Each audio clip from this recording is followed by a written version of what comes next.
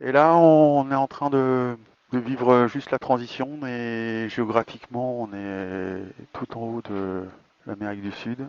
C'était chaud bouillant de longer la zone interdite, mais aussi toute cette côte d'Amérique du Sud, et notamment, moi, un endroit qui me fait complètement triper, complètement, c'est l'Amazonie.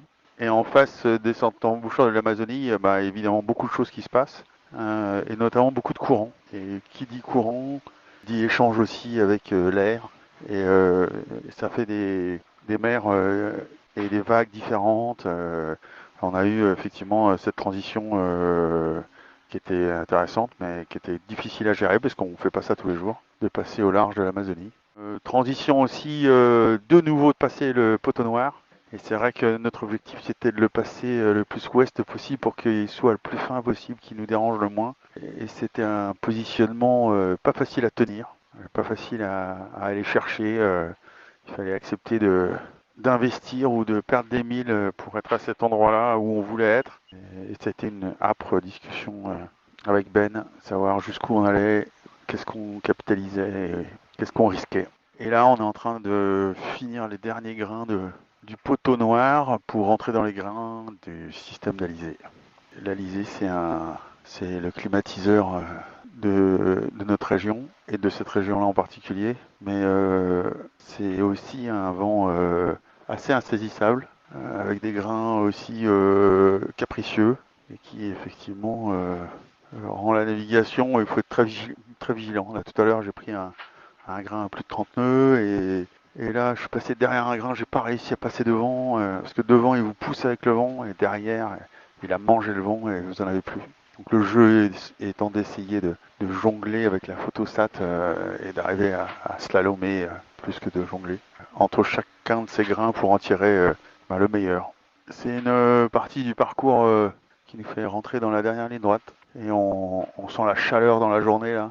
Il fait vraiment très très chaud à l'intérieur. Pas facile de se reposer, de récupérer dans ces conditions-là. On va pas se plaindre, hein, mais c'est juste pour vous donner l'ambiance du bord.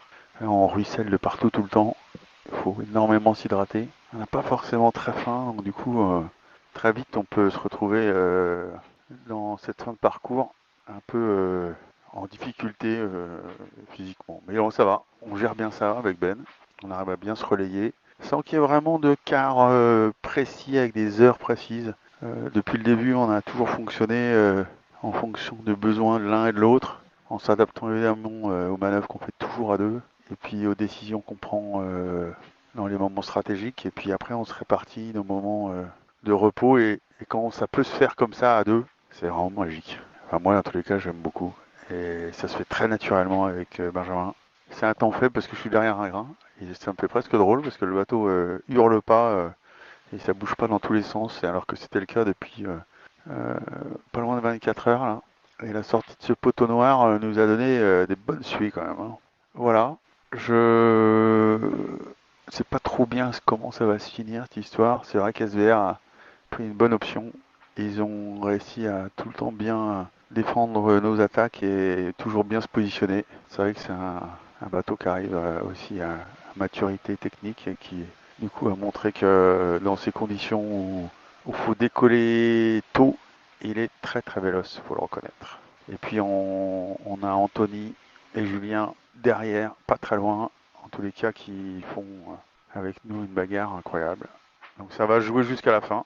C'est passionnant et c'est vrai que à nos échelles, ça peut paraître grand sur la carto et par rapport à d'autres flottes, mais 100 000, 200 000, ça se perd, ça se gagne quasiment dans la journée si jamais il y a un événement météorologique qui intervient ou un endroit spécifique géographique qui peut bloquer le bateau et qui à ce moment-là vous met en danger ou vous offre une opportunité. C'est fou quoi. Ça donne aucun répit, ça c'est sûr. Voilà, c'était ma petite voice note, je l'avoue, moins haletante, mais c'est l'ambiance du moment. C'est moins haletant aussi et ça va moins vite, donc du coup je suis sans doute moins excité.